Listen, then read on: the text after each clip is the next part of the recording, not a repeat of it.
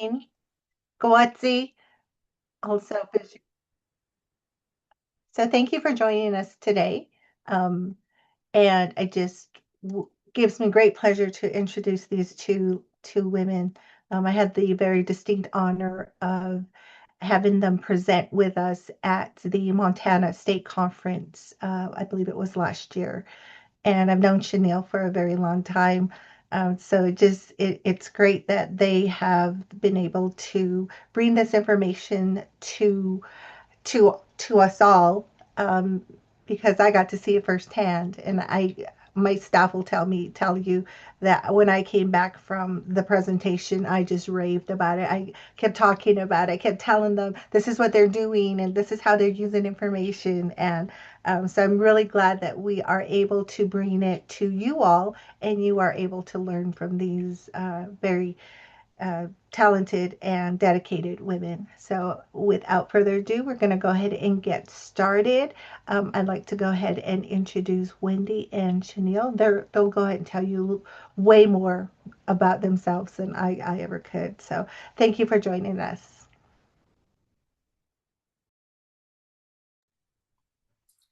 Thank you, Chris. Wow, it's so good to be here. I see people from all over the country, all over Indian country, so I'm really honored to be here. I'm going to introduce myself in my language first. Oki nistu anakok matoik sisi aki. My name is Chaniel Grant. I'm from the Blackfeet Reservation in Montana, and I'm really glad to be here with you all today. And introducing my mother here, my next sister, Wendy Bremner. Let her introduce herself first. Okay, Nixokoax, Itamix Ganatoni, um, Nistu Nitoniko, Akayach Kunimaki, Nitoto, Amskapi Pikani. Um, my name is Wendy Bremner. Many Pipes Woman is my spirit name, and I'm here from the Blackfeet Nation, and uh, I'm also representing a nonprofit, Indigenous-owned nonprofit, Blackfeet Eco Knowledge, working in conjunction with the Blackfeet Healing to Wellness Courts. So thank you. I'm so honored to be here today. And it's good to see Chris and the other members of the TLPI team.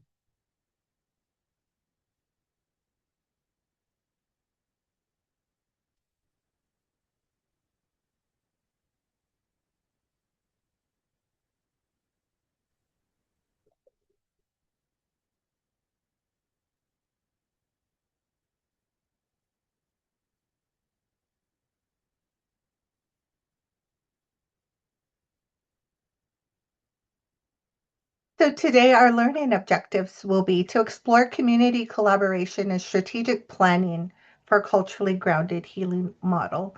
Also to understand how cultural connectedness scale can measure shifts in identity and cultural knowledge. This is something that I was very impressed and blown away by when I presented with Wendy and Chaniel. It's some of the amazing work. Also, recognizing cultural healing as a key component in fostering healing and behavioral change. This is one of the things that is a 10 key component of the Tribal Healing to Wellness Courts. So they have really done a very awesome job in this. Also, exploring how traditional knowledge systems and sacred societies are strengthening community justice and healing.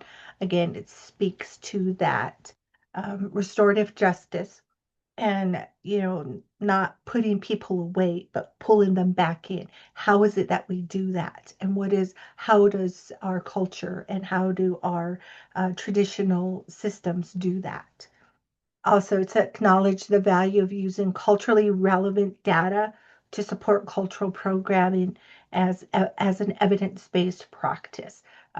For those of you who may be in the healing to wellness court field, or in the treatment field, or even in the criminal justice field, we all know that sometimes native specific data is not always available, and we have to go hunting for it. And there's so many things. So this is one of those ways that we can definitely learn how to do that. So, and this just again, been very privileged to visit the Blackfeet Indian Reservation. Chaniel invited us up to do a training a few years ago, and it was awesome. I got to be there at a time when there was a very crisp in the air that I will never forget. So this is their beautiful lands in Montana, and so whenever you're ready, ladies, take it away.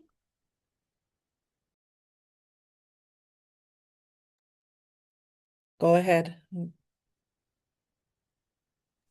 Sorry that somebody started vacuuming right when I was getting ready to start. So if you hear vacuum noise, I'm sorry. Um, yeah, so we really wanted to go back to our roots with this program. So we're going to start from the beginning, really how this component was developed for the Healing to Wellness courts. We really started out with our TA provider, rest in peace. She was one of my elders. We were really lucky to have Paulette Running Wolf as a TA provider with National Native Children's Trauma Center. She actually began her work in Browning. She was from this community, so she did study students here at the Browning Middle School. And that research really revealed that over 70% of our children at Browning Middle School experienced, really high levels of trauma and unresolved grief. And our community at the time just didn't have the resources to address those needs. So really Paulette was really pivotal in why all this work started in our community was her research. So we went back to that research. And Paulette we were really lucky to have her as the TA provider at the time. So she began helping us with our strategic planning efforts to begin our Healing to Wellness Court project. And the funding to get the community involved in the efforts to address the needs that we found. We developed the CAC, and their role is to support and guide our program in the development of strategic planning. They help us with implementation, community outreach. So we utilize them with a community readiness assessment. And really it was gathering key people in our community. And we were able to come up with a solution with that. The focus we gathered was to reduce the impacts of trauma by strengthening cultural identity. And I don't know if you guys are familiar with the community readiness model, the community readiness assessment model, but that's really where this began. All of, the common theme through that assessment was our community is just experiencing these high levels of trauma, and how are we going to, as a community, focus on reducing those impacts of trauma. So the solution that we all came up with was to host cultural forums with our knowledge keepers and our elders in the community, and to emphasize on traditional practices, language, and ceremony. They identified substance use disorder and loss of cultural identity as the biggest impacts of trauma. So, we use this model to inform us on how we can develop strategies to implement with our tribe to help us reduce those impacts. And we gathered elders with these cultural forums. I think there was 65 elders and knowledge keepers that we gathered together to help us. We asked for guidance on how to best identify what a Blackfeet person would know by the time they reach adulthood if colonization didn't happen. So that was really the focus of this CAC, was to help us gathering elders and knowledge keepers in our community to inform us of, where we could begin this work.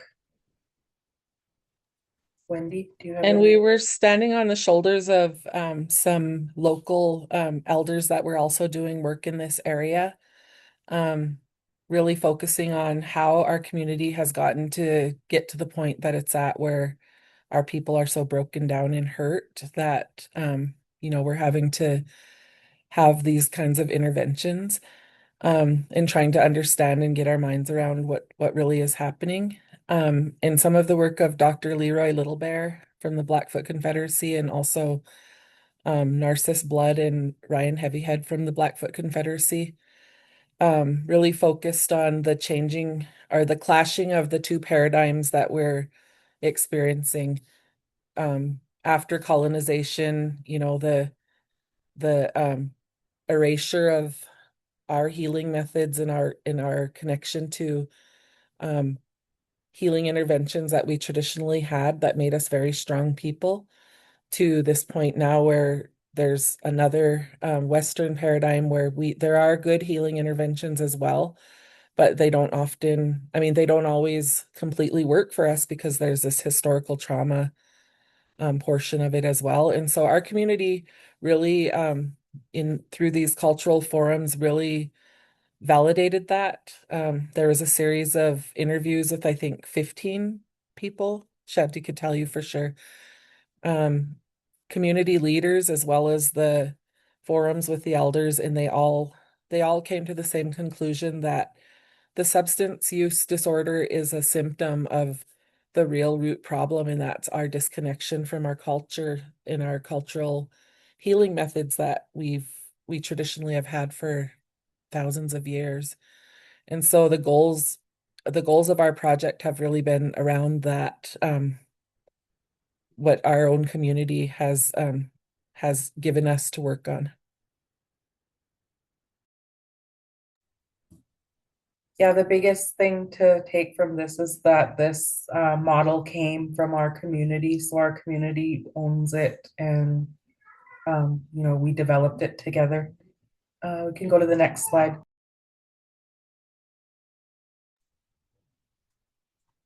So, as you know, Blackfoot or Blackfeet is actually a term that was given to us through colonization. But we really like to refer to ourselves as the Nitsitapi. And, as Nitsitapi, we're actually on that path. It means real person. So we're on that path to, as a Blackfoot person, to become that person all throughout our life.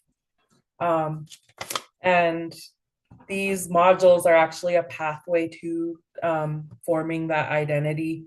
And like I said, we had 65 elders and knowledge keepers help us develop. So what came from those cultural forums, the result was a set of modules, cultural modules, 16 cultural modules. They include things like naming ceremonies, creation, storytelling, history, traditions, sacred site visits, introduction to Blackfoot societies. We have ceremonies, sweat lodge, face paint.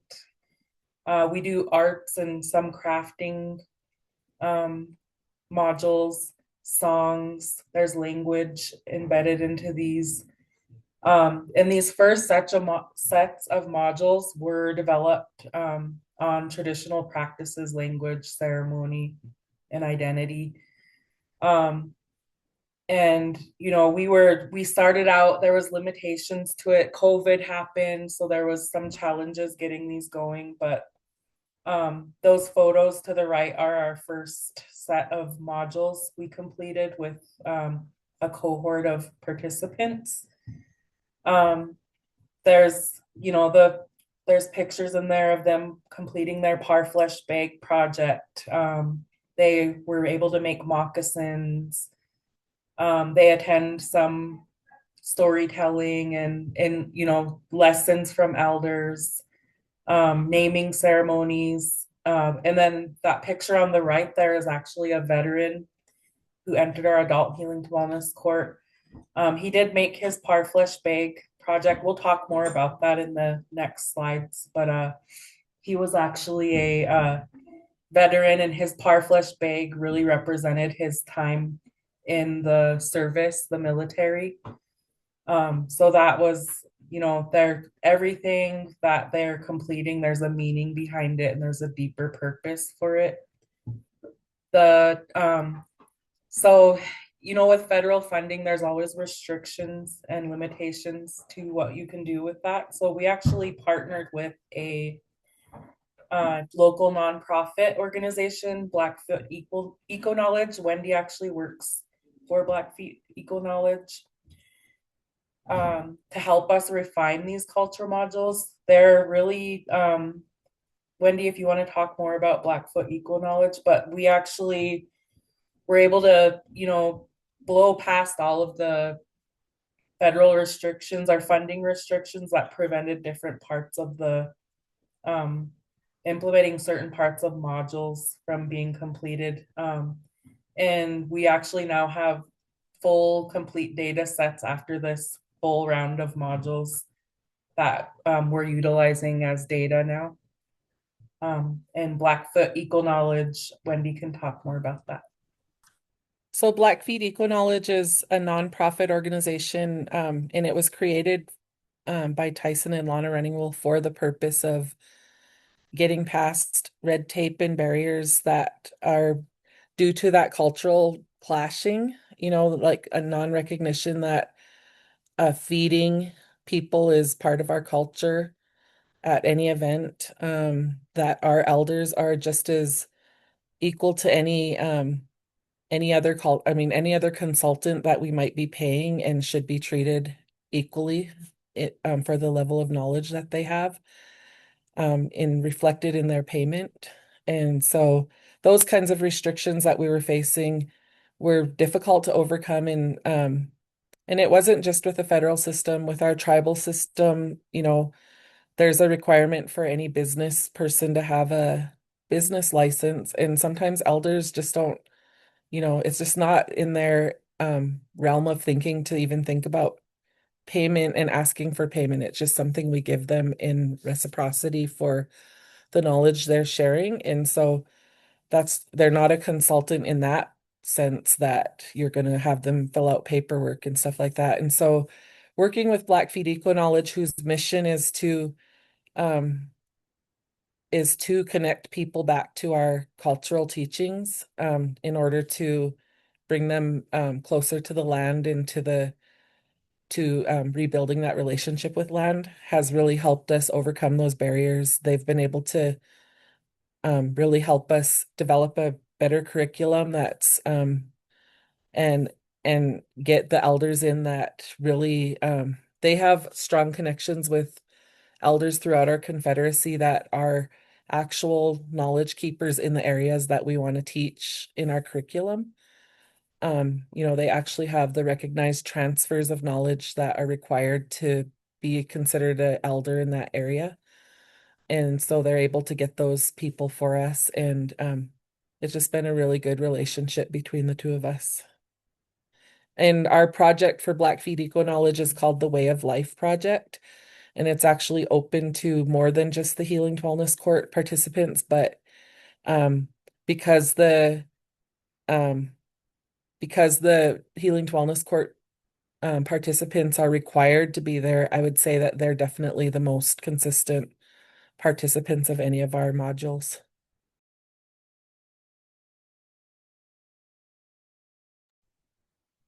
You go to the next slide. Wendy, you can start this slide. We did a strategic planning session with one of our TA providers, Stephanie. I forgot her last name, Shanti. Stephanie Autumn. Stephanie Autumn, and we really wanted to develop a visual conceptual representation of what we're doing. And our group came up with a parfleche because a parfleche is something that you keep your tools in, especially like if you're a craftsman and stuff like that. You keep them in this parfleche bag to so that they're always available to you. And so a parfleche is a representation of what our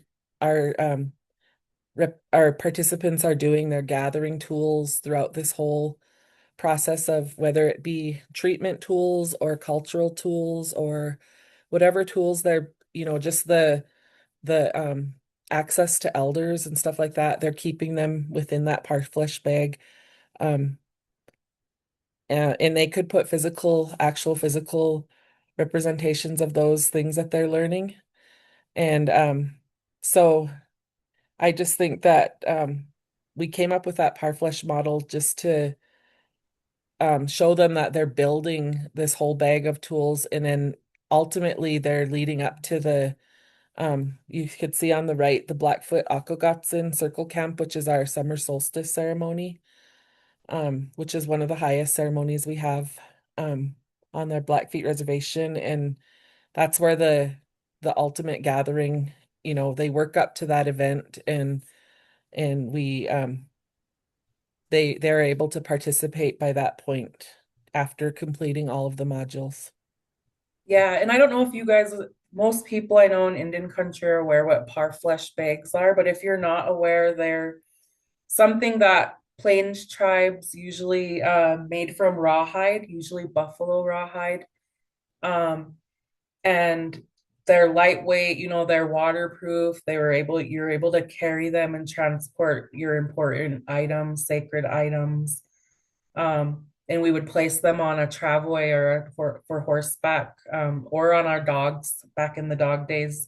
But they were central to our survival because they carried, um, it was a way to carry like a physical manner, like physical way to carry your cultural identity with you, literally and symbolically. And these bags that these participants make represent that the tools they're gathering along the way, through their journey through this program.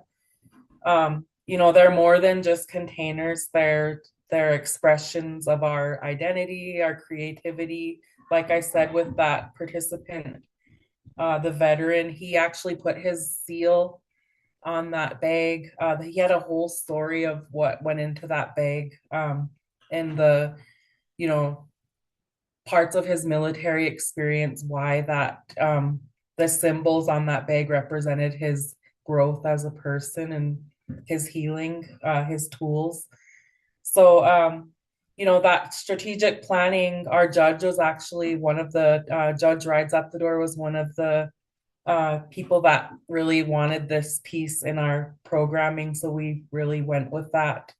But also just as a backstory on how these modules evolved with Blackfeet Eco Knowledge through our committee meetings. We actually developed this curriculum around our Scarface story. So in that story, there's a journey of Scarface, who Wendy could talk more about this, but it's the brief introduction of that is that he did have he ran into some of these tools, these parfleche bags, and there's a key part of that story, and that a parfleche is actually in that story. But this was just a big piece of our connecting our people to these people to their history. So that concept was really developed by our advisory committee as well, our CAC, sorry, advisory circle. Anything else, Wendy? Yeah, just a little bit about the Scarface story. Storytelling, our stories in the Blackfoot ways of knowing are central to our ways of learning and teaching. And it's a spiritual story. It's not like a legend, and it's actually a history of our people. Um, the Scarface story is the human journey, and so teaching our people, Scarface had an impossible journey. I'm not going to tell the whole story, but he had an impossible journey to accomplish, and along the way it shows how he received help in the ways that he was able to access help to accomplish the thing that he set out to do. And so it's really the story of resilience of our people. And so that's the story that we use as our theme for the entire set of modules. And at each point, they're learning a piece of that story. And like Shanti said, gathering your tools is a part of, being prepared and having the tools that you need to do your journey as a part of being successful and resilient. So that's a part of the Scarface story. And go ahead and go to the next slide. So we were trying to figure out how to measure this work we're doing. With funding, there's always those, how do we quantify what we're doing? How do we break it down? Culture is such a broad term, and we were looking around for tools, and there's not much out there in Indian country measuring,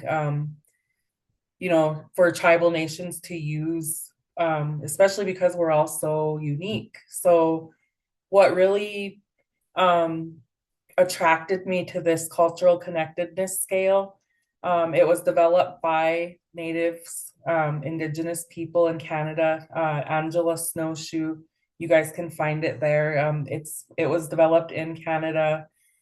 It has 29 items with 3 subscales: identity, traditions, and spirituality.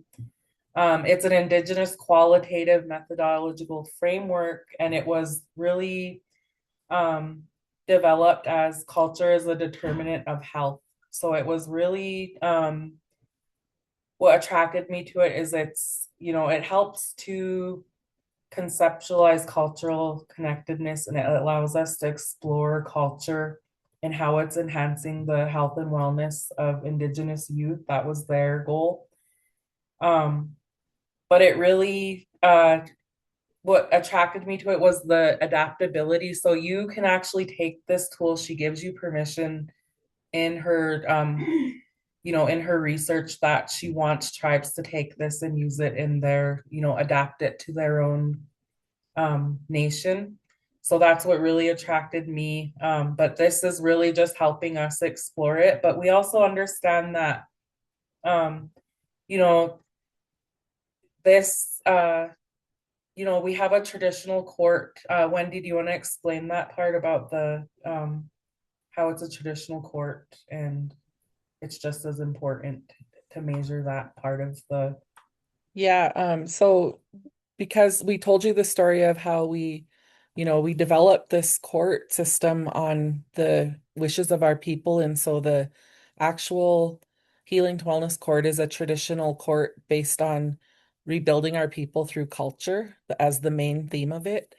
And then embracing also the healing to wellness model of, the other interventions like the Western style interventions, including therapy and treatment and stuff like that. But we wanted culture to be just as important and recognized as the same level of intervention as um, the other methods. And so, or even more important in our opinion. And so we needed to show that. And so that's why we decided to, try to, and then there's always a question about anything you do when you write grants and when you report on whether your practices are evidence-based. And so we really needed to start doing this work to quantify, um, and just be able to at least show that culture is making a difference, even though we can anecdotally, whatever, I can't even think of that word, show that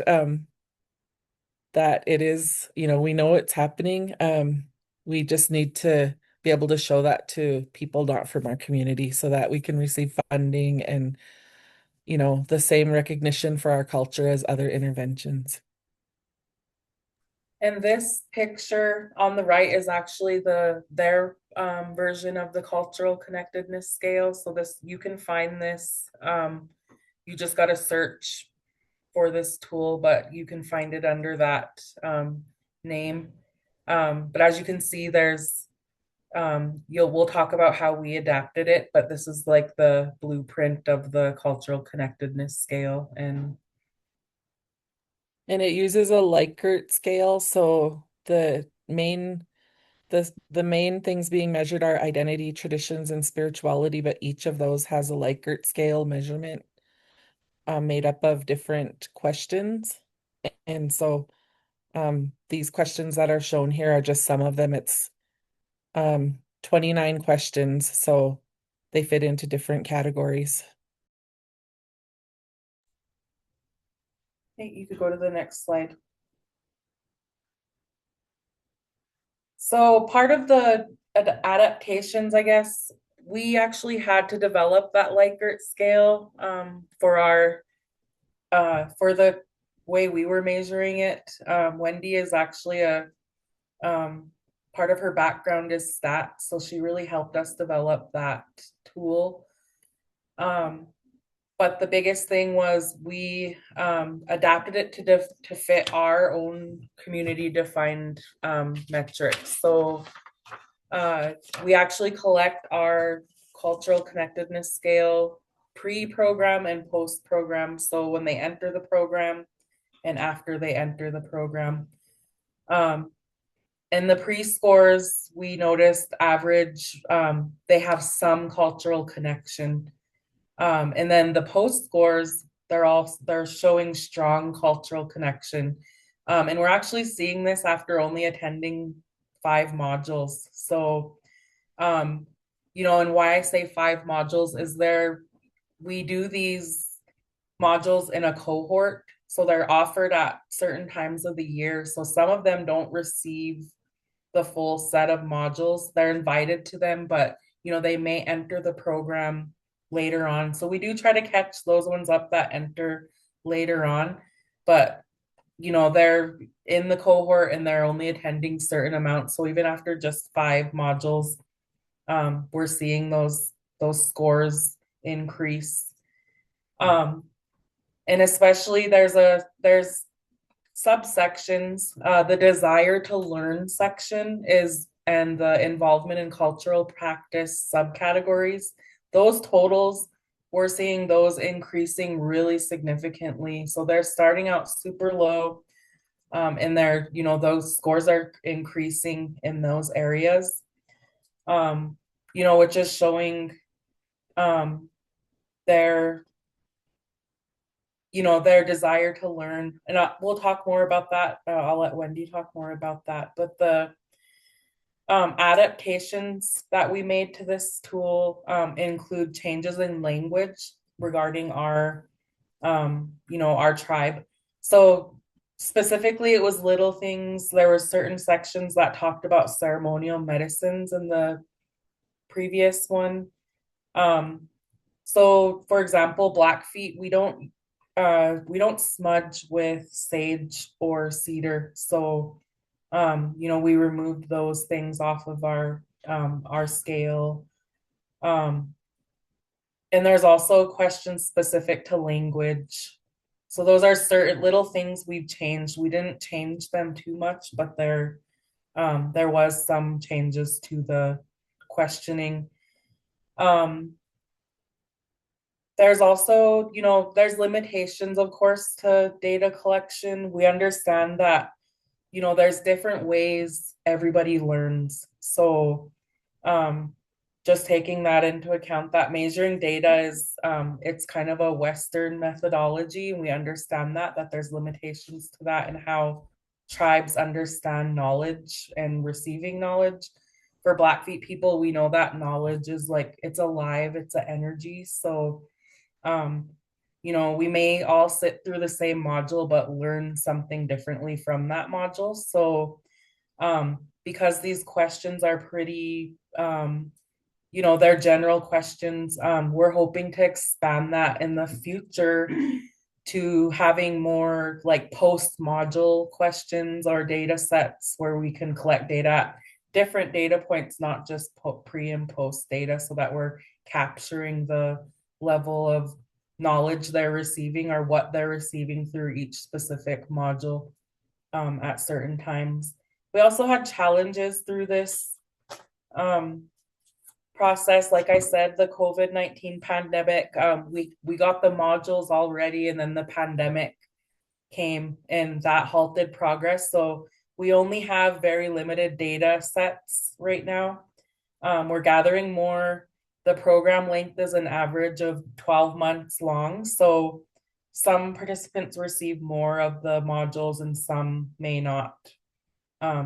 So some might receive more modules than the others. So those are the limitations and some of the challenges we're having with the measuring. But like I said, we're showing huge levels of very significant increases in data points on different sections of this scale.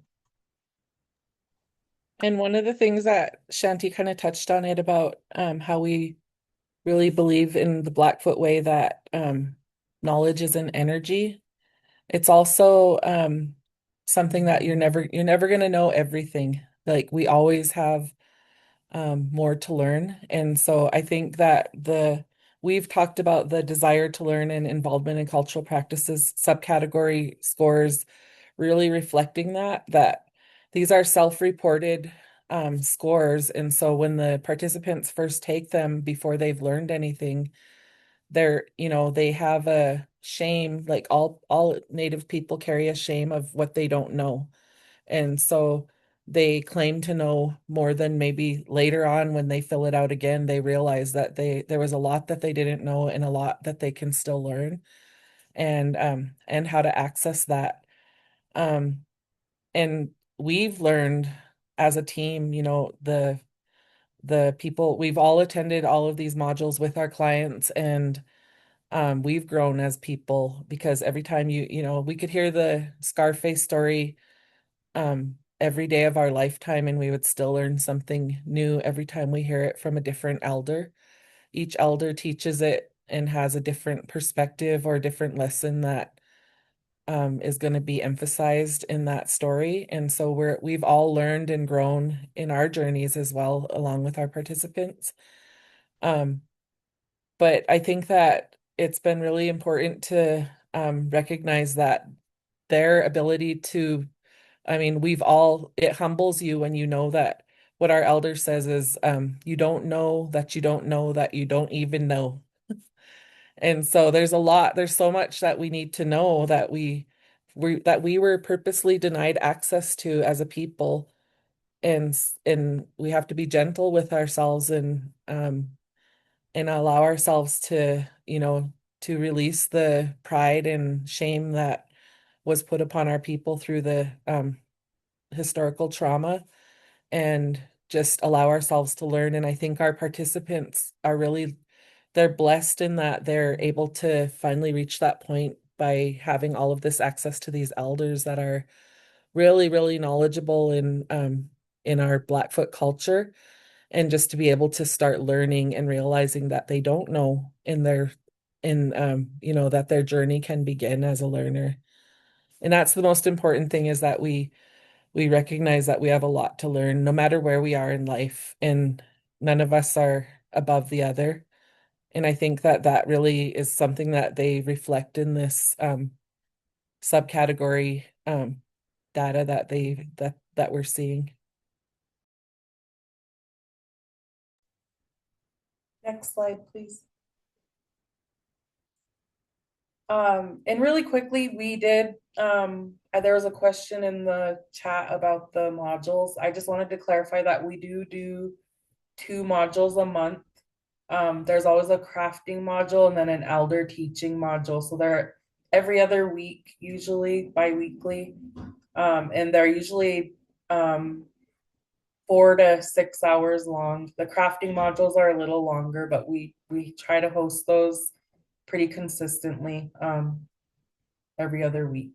And they're usually one learning module and one, not that the crafting ones aren't also learning modules, but we call them crafting modules. So like we'll have one learning module per month and then a crafting module, so that they're doing one or the other. And then sometimes the learning modules are actual ceremonial experience that we invite them to. They're not required to do the activity if they don't want to, but they have to be there to learn about what the activity is.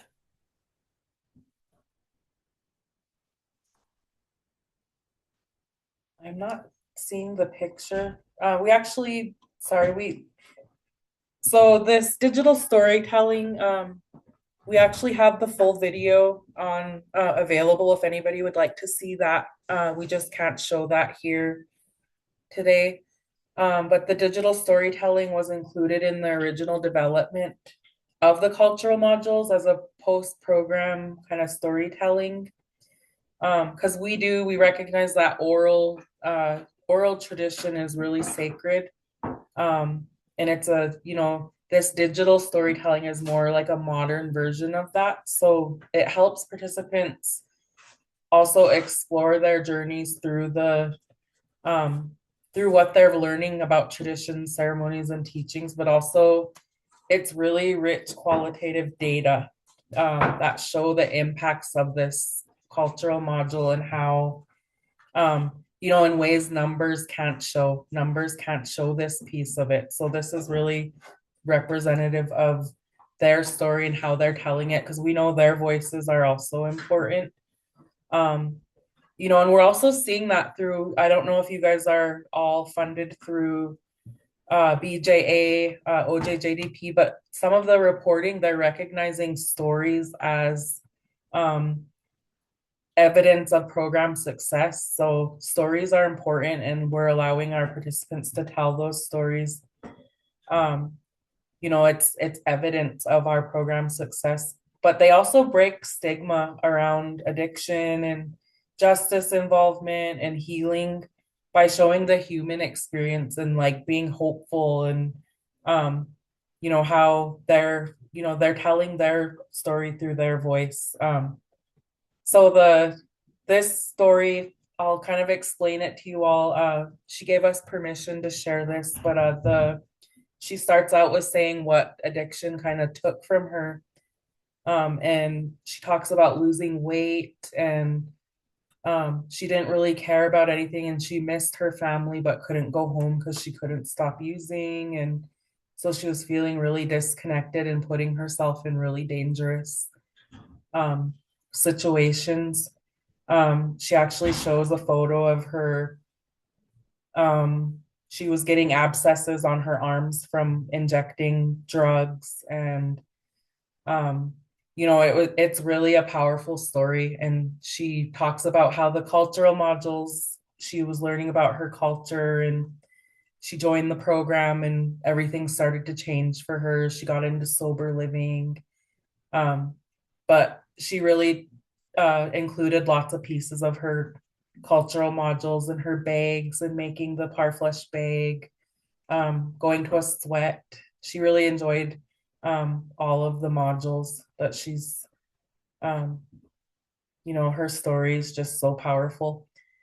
And that quote there is actually from another adult graduate. I'll kind of tell that story a little bit. She came into the program, she was just like totally like didn't want any part of the modules, but she sat through one of the modules, and in that module, the very first module, they talk about the impacts of historical trauma and how those blood quantum became part of that system. And she's actually a Blackfoot descendant, so she's not enrolled in our tribe, but hearing how she's a part of our tribe, regardless of the blood quantum, and how the identity piece works through, your place, and you're born here, you're from here. So she really connected with that. And after that, she just like started to learn more and more, and she got her Blackfeet name. But she talked about that a lot at her graduation, that hearing that was something her soul needed, was to hear that she was a part of our, she was a part of us. She's here. This is where she's from. This is where her roots are. So she was really impacted by that presentation. So she almost said, I felt like I needed permission to be a part of my people, so, and that was really an important piece. Yeah, and they each get a blanket in the beginning of their journey with us. And we call them holy blankets. Wendy, do you want to kind of talk about that part of Yeah, so when we talked about the energy.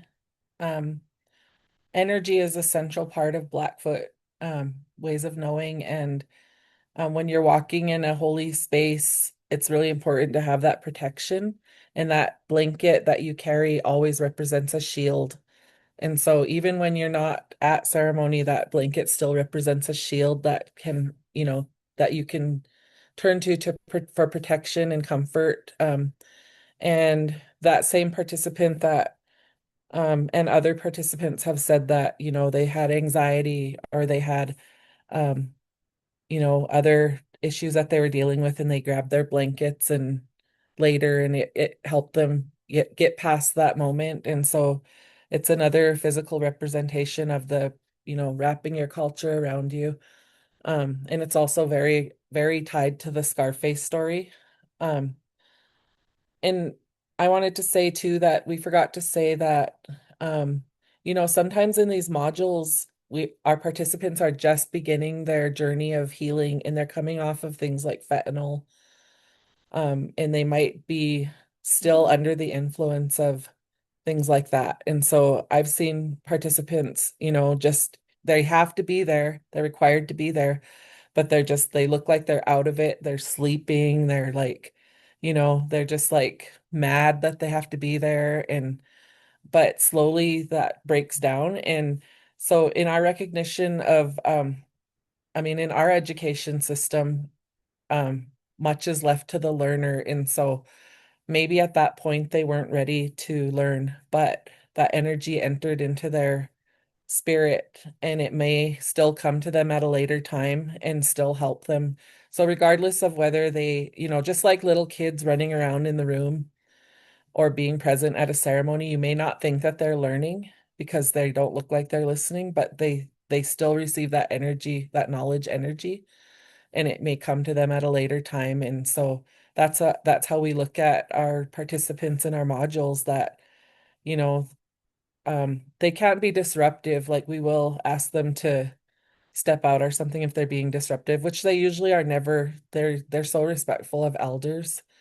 Um, just just naturally, no matter where they're at in life, our people are very respectful to elders and they pay attention to elders speaking. It's just like it's so different from any kind of other um speaker or educational um activity. When an elder is speaking, our people just immediately pay attention and are respectful.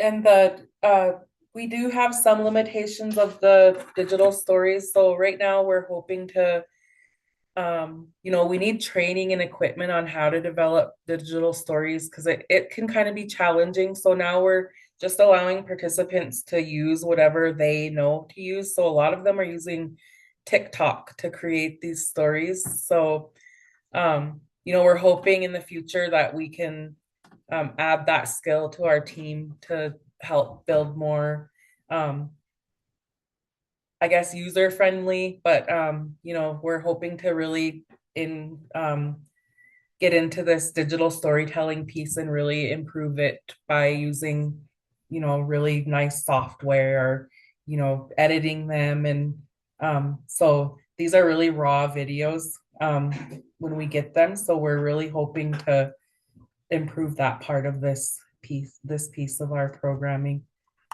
And it's Um, also really important that we felt like these are coup stories. So sharing our successes is an important traditional part of our ways.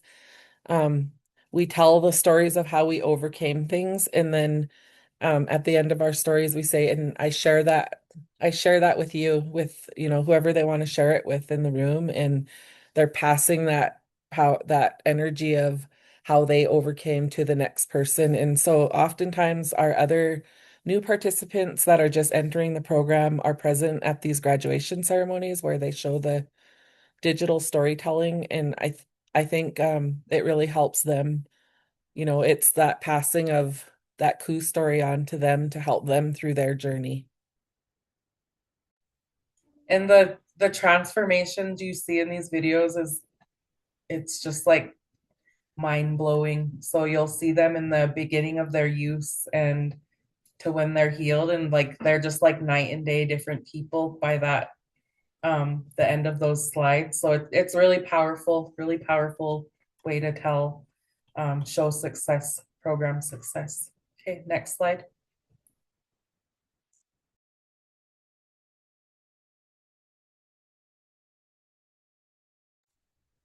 And our tribe has been doing a lot of work on really recapturing the principles and values of our people and putting them into practice.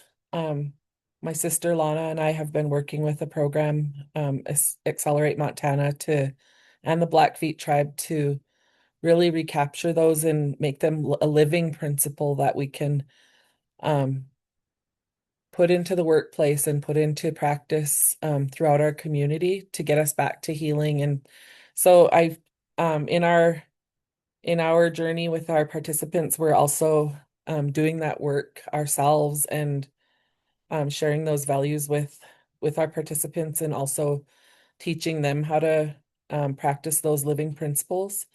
And these are three examples of the living principles. The first one is Spomotsisini, which is and there's a lot more that goes into each of these. Like each of these is like a whole journey of learning in itself. But basically, it's giving generously of oneself through unconditional support and help to others, and understanding that what we give will return to us, and giving beyond measure to lift up our community, while we're also developing our own fullest potential in recognition of how all beings interconnect in the living universal whole. And so that's one example. We're always working towards our people were once known as one of the highest. I mean, we've a researcher came to our people in the 30s and said that she felt like our community had the highest level of synergy that she had ever seen in a culture. And we know that it's because, and I'm sure that she would have seen that in any other tribe, but she said she came here to our people. Um, but she said that, I mean, and we believe that it's because we practiced and taught our people these principles all through their lives to build a strong inner locus of control that allowed them to be resilient and get through anything that came their way. And so we have a lot more of these. Ruth Benedict is the researcher that came to our people in the 30s. You could look that up. And she was studying synergy, cultural synergy. And that's what we're trying to recapture and rebuild in our community. And it starts with rebuilding these and reconnecting to these principles.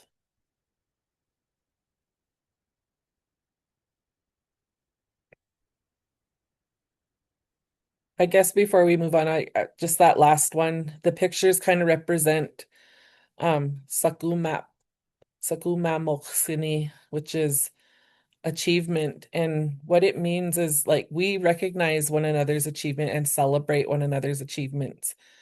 Um, you often hear in tribal communities that crabs in a bucket, like people talk about like how we tear one another down, and that's not a cultural principle of our peoples. In fact, we celebrate our successes because we recognize that one person succeeding is going to lift all of us up together, and that's the um, definition of synergy. And so in these pictures, what you see is on the top right, um, my son Ethan is singing an honor song to a graduate that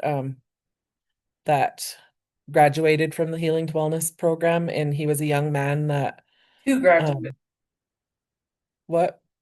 There's two there. Oh, two graduates, and you know they had so many traumatic things that happened in their lives. It's just unbelievable the things that they had to overcome to get to that point. Um, and I was so proud and proud to see him when he graduated from high school. And I'm every time I see any of these participants succeeding in their lives, it's like that's building all of us up together. On the left-hand side is Pat Armstrong. He's a tribal leader in our community, and he's also a member of the Horn Society, which is a sacred society here. And he's giving Indian names to family members of one of our participant, because the families are always invited to every module to participate or to experience the modules with their family member that's going through the Healing to Wellness Court programs. So children attend, adults attend, elders attend, there's all kinds of people. On the bottom left-hand side, that's at our Akagatsin, which is our big circle camp. And that young lady going through, she was recovering from fentanyl addiction at a very young age. She has a lot of challenges in her life, but she managed to um, overcome and graduate from the program. She was receiving an Indian name there, and that Indian name was tied to an event that happened at Akagatsin where she um, caught a horse that was running away, um, and she got that name from that story. She jumped on the horse. We told her to go grab the horse. Um, but she actually jumped on the horse and just like took off running with it. And it was funny, but she got her Indian name tied to that story. And it was a really good achievement for her. And anyway, and then in the middle is also another member of the Horn Society singing an honor song for a graduate of our program. And then on the bottom right is one of our participants that his family and him all came together and made ribbon shirt and ribbon skirts. And it was just so meaningful to them to have those, for those items to present themselves um, to the community, because they were so beat down and, they didn't believe that people in the community seen them as somebody worthy of having something like that. So, I know that they treasure these items. And I just wanted to mention, you see her putting her hand on her heart. That's something she learned in the module. So when, we're receiving something from somebody else, knowledge, like I said, that knowledge is alive, it's energy. So you're actually physically taking that into yourself and, um, so it's a part of your spirit now. So when she got her name, she just did that, and I'm really glad I captured that because she took her name to her heart and, she was really emotional. She said, oh my gosh, she's like, I don't know why I can't explain that feeling. She's like, it just felt like my spirit popped into my body. Like it was just amazing to watch her go through that. But that was when she got her name at the camp, and she stayed the whole camp. She, camped out with us and everything, and it's really intense at camp. You're not able to shower most days, you're roughing it. And she just loved it. She loved everything about it. She stayed the entire time. So that's part of our modules. The end goal of our modules is that they'll come and they'll be a part of our camp. So she's one of those success stories of, she came and she was a part of it. She was inducted into the Brave Dog Society at the camp. She just really immersed herself into that camp. And that's what we're hoping to get. That's our goal, is to get them to the camp and really immerse them in their culture. Because we can talk about it all we want, but unless you're there and experiencing it, you just don't get it. So her being there was just amazing for me. Next slide.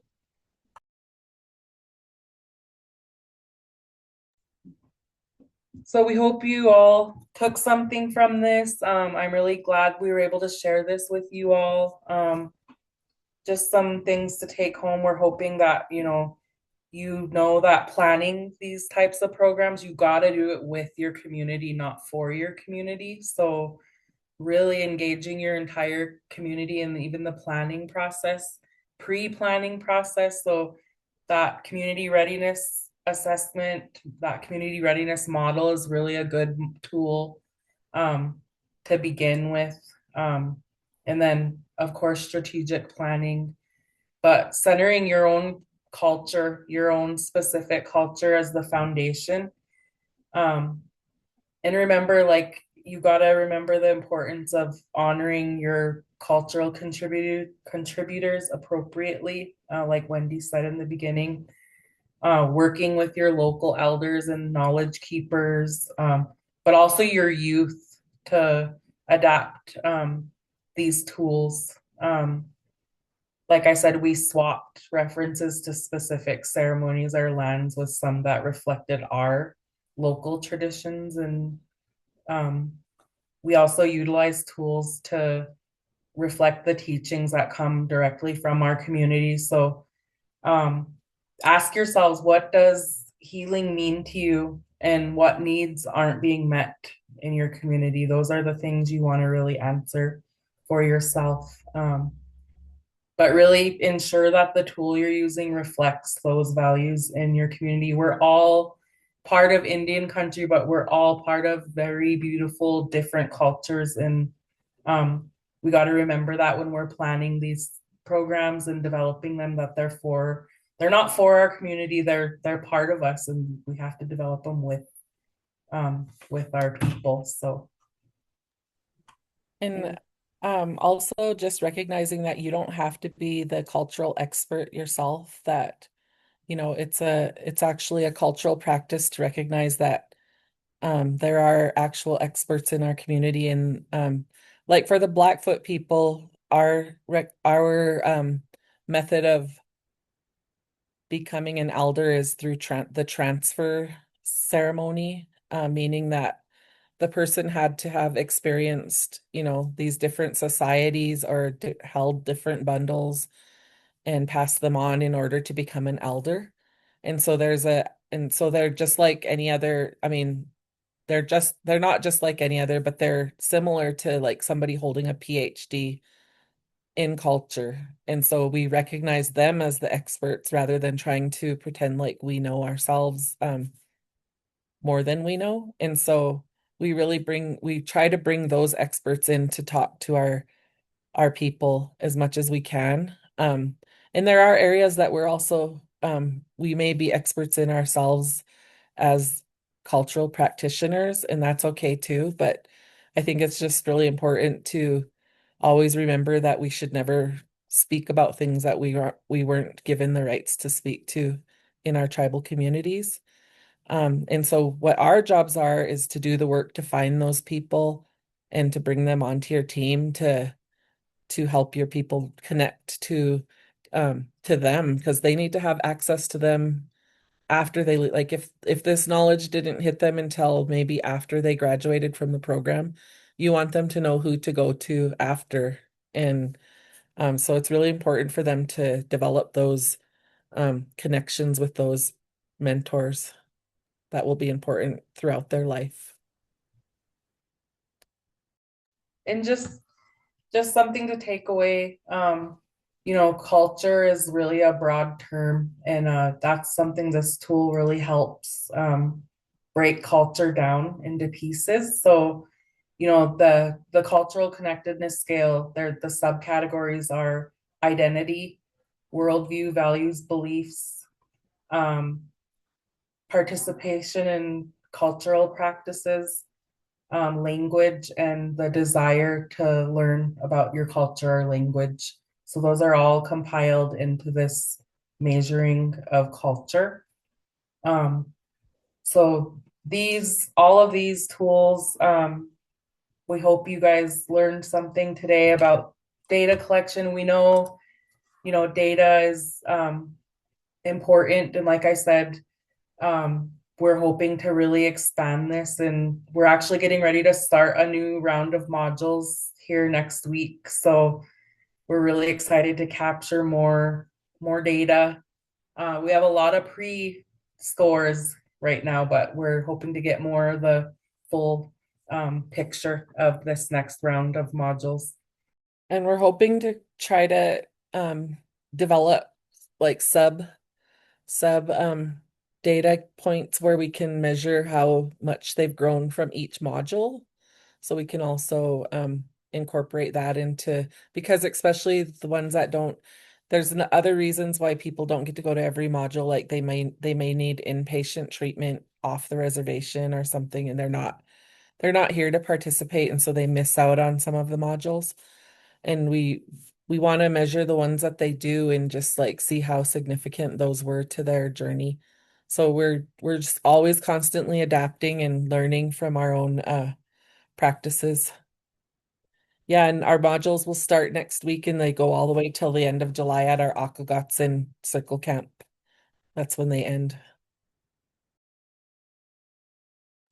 Okay, next slide.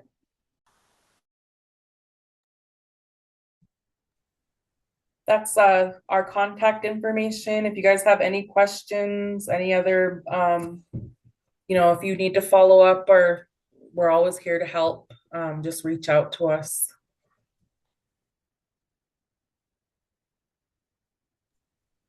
And I just want to thank TLPI for letting us be here today. Really happy to share this with other tribes. I'm hoping culture really, we can capture culture, for, future funding opportunities. So we're able to, tailor the funding opportunities, even the actual grants to this type of work. So that's something we're hoping comes in the future. Thank you all. Thank you so much. I'm so glad that you all got to spend some more time because I only saw a fraction of what you all were presenting up in Montana. And even Wendy mentioned that, oh, we could do 3 hours, we could do half a day, or we could do a whole day. And I'm like, oh my gosh, I wish we could do that. But once again, they've given you their contact information. I think we've also put some resources, several resources in the chat box for individuals. Our colleague Catherine Natanya, she put a digital storytelling, and our other colleague from Fox Valley, Justine, she also put a digital storytelling uh, resource as well. So at this time, if anybody has any questions, and I think Angie's also going to go through she's been monitoring the chat box, so she's going to go through the chat box and pull out any of the questions that were asked during the time. But then also you can also raise your hand and we'll unmute you and you can ask your question. Angie, were there any questions or comments that just stuck out? I know we had a lot of really good responses. There was, and I encourage, if you're still with us, to take a look at those comments. There's a lot of great suggestion and additional information added. But one of the questions I saw was if there's a link to the Cultural Connectedness Scale that can be shared.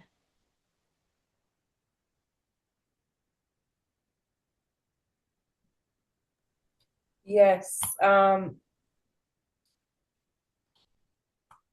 gonna paste it into the chat. You can actually just Google Cultural Connectedness Scale and there'll be tons of stuff that pop up on it.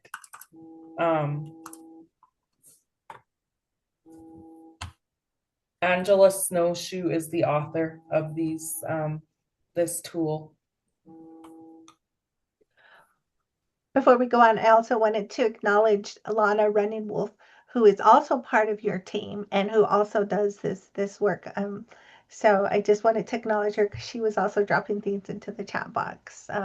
So she's also part of the team. Yeah, and Teddy Burns, who's a part of our Okay. part of the Blackfeet Eco Knowledge, she's actually the coordinator for the modules. So we want to also thank her. I think she might be present. I'm not sure.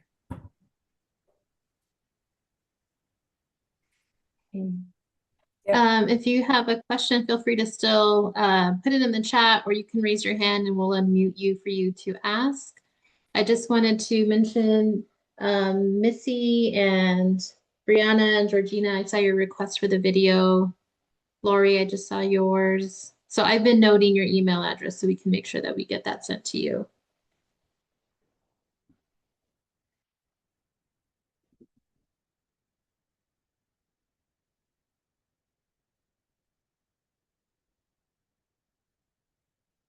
Any other questions?